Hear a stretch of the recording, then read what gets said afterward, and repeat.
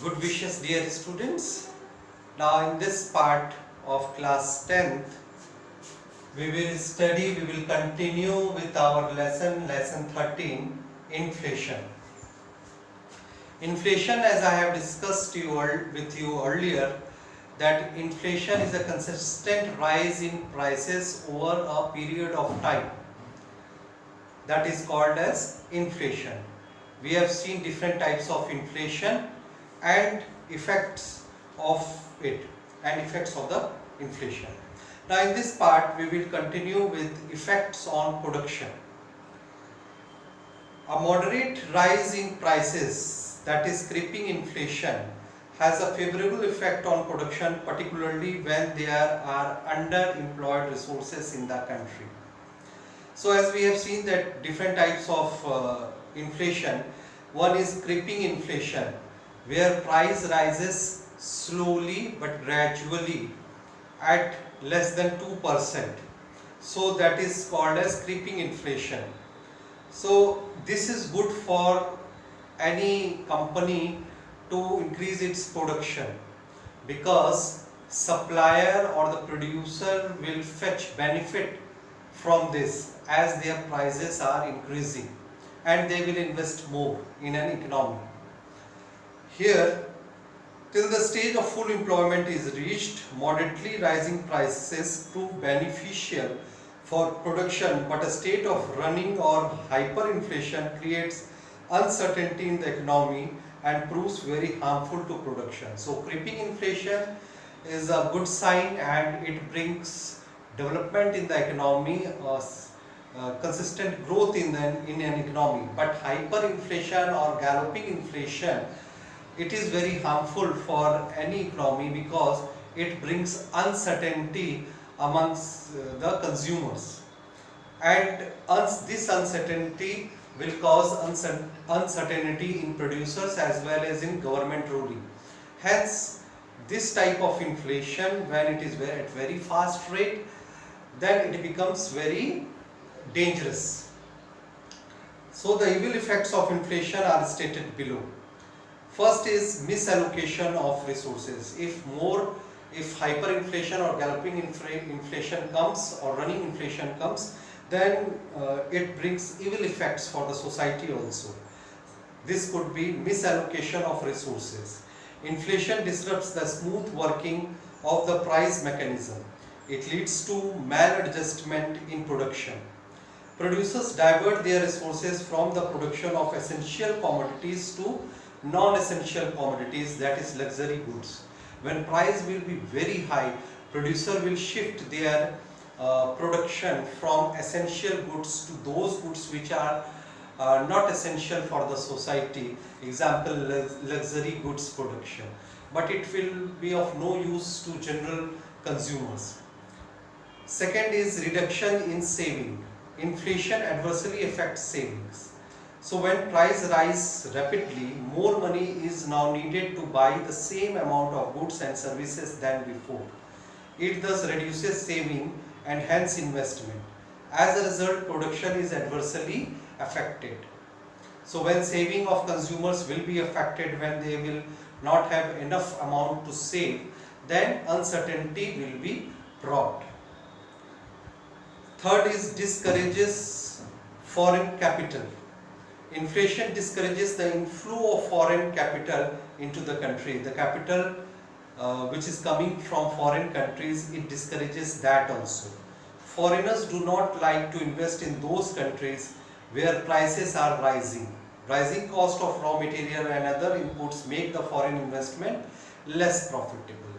Because when cost price will be high, it will not be advisable to foreign investors to invest in those countries where inflation is at high peak, because they will not earn more profit. Fourth is hoarding. That is, during inflation, the hoarding of larger stock of goods becomes profitable. As a result of this, the available supply of goods in relation to increasing monetary demand decreases. This results in black marketing. So hoarding, that is to hold the stock, and it will convert into black marketing of goods. The producers then sell their goods in the black market, which increases inflationary pressures. Okay. Fifth is fall in quality. Inflation tends to create a seller's market. Sellers have now got the command on prices because of excessive demand in the market. Here seller will become the king, and hence they will manipulate the market. And in this situation, anything can be sold in such a market. Therefore, sellers do not bother much about the quality of goods produced by them. Instead, they concentrate more on earning high profit. Okay, so these are the demerits or evil effects of inflation. Now, effects on distribution. Inflation redistributes income because prices of all factors do not rise in the same proportion. Generally, it is favorable affects the people with flexible incomes like businessmen, traders, merchants, speculators, etc. It is because of the fact that prices rise faster than the cost of production. On the other hand, fixed income groups such as workers or salaried persons, interest and rent earners feel uncomfortable. Those whose salaries are not fixed, their earnings are not fixed, like businessmen and profit owners, so they are earning more. For them it will be a comfortable situation, they can invest in the market. But those who have limited salary or those whose salaries and wages are fixed, they will come in uncomfortable position under inflation when it is at high rate. So it thus increases the economic burden of those sections of the society which are not in a position to bear it. That is why inflation has been regarded unjust. The effects of inflation on different sections of the society are discussed below. Now it will bring evil effects on the society as well. Economical point of view, we have seen that what ill effects it will bring on economic, and now we will see how evil effects will be brought on the society. Debtors and creditors. During inflation, debtors gain but the creditors lose. Those who give money, debtors, they will earn high profit, so they will be in a good position, but creditors will be in low position. When prices rise, the value of money, that is purchasing power of money, falls.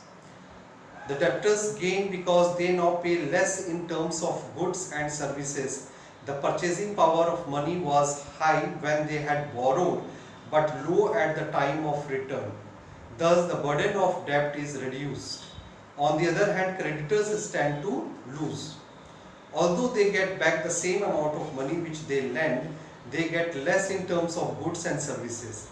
In other words, they are now get lesser quantity of goods and services than before by quantity of goods and services. Thus, there is a transfer of wealth from creditor to debtors. Creditors who have taken money from debtors, whatever they will invest in the market, they will get less amount because the value of money has gone down. So they will be in uncomfortable position, or they will be in less profit as compared to debtors. So wage and salaried class or fixed income group will also be affected adversely. Wage and salary earners suffers during inflation. It is due to the reason that wages and salaries do not increase in the same proportion in which the prices or the cost of living rises. But those workers and employees who have formed strong trade unions stand to lose less in comparison to those who are not organized. Where organized sectors are there, where trade unions and labor unions are there, they will be able to bargain with the producers or from their employers to increase their salary according to the inflation. But where there is no organized sector, where there is no trade union, they will not be able to bargain with their employers to increase their salary. So due to inflation, purchasing power of money falls. Money has a power to purchase, that is only the value of money. But at the time of inflation, this will be reduced. So as a result of it, fixed income earners tend to buy less amount of goods and services than before, even when there is a little rise in their wages. In this way, inflation increases the economic burden of those persons who are not in a position to bear it. Therefore, it is rightly called unjust. Now, business community will also be affected by the inflation when it is at high peak. Businessmen, that is entrepreneurs, traders or producers, etc., tend to gain during inflation because prices of their inventories, that is stock of goods and raw materials, go up and thereby increasing their profits. Price rises at a faster rate than the cost of production. They are generally borrowers of money for business purposes. Thus, inflation makes the rich, that is the business community, richer. So, when you will see it for business community, they will become more richer, and hence it will be a positive for business entrepreneurs. But for others, it will be unjust. For investors, inflation has a mixed effect on the investors. Investors in fixed interest earning assets like bonds, debentures and deposits, means those people who are investing in this type of bonds and debentures are the losers, whereas investors in shares of the companies tend to gain during inflation. Small investors who invest their money in bonds, debentures and deposits with the commercial banks tend to lose because they receive only a fixed interest income for such investment. Those people who have invested in such type of promissory notes, they will, with the commercial bank, they will lose because banks and others will not be able to give more credit, and hence what will happen? They will get the fixed rate of interest only. Investors will get only fixed rate of interest. But shareholders might be their rate of interest will be high because company will increase at that time. So on the other hand, investors in share tend to benefit because they get more dividend on account of high profit made by joint stock companies during inflation. So joint stock companies at the time of inflation will rise. So the shareholders of these companies will gain because the dividends of the joint stock companies will be high. Thus, these investors of shares will be in good position, but the investors in bonds and debentures and some promissory notes, they will get less earning. Fine. So these are the ill effects. Now we will see further of farmers and control of inflation in our next part. Okay students, so thank you so much and study well.